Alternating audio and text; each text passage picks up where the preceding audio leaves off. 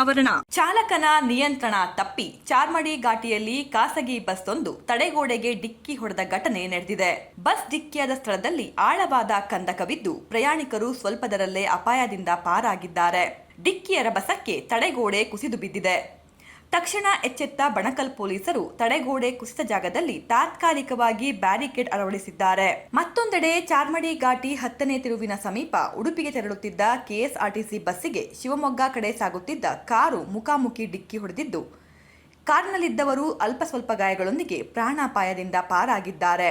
ಚಾರ್ಮಡಿ ಘಾಟ್ನಲ್ಲಿ ಮಂಜು ಕವಿದ ವಾತಾವರಣ ಹಾಗೂ ಮಳೆ ಇದ್ದು ಅಪಘಾತಗಳು ಸಂಭವಿಸುತ್ತಿವೆ. ಹೀಗಾಗಿ ಚಾಲಕರು ಎಚ್ಚರಿಕೆಯಿಂದ ವಾಹನಗಳನ್ನು ಚಲಾಯಿಸಬೇಕಾಗಿದೆ.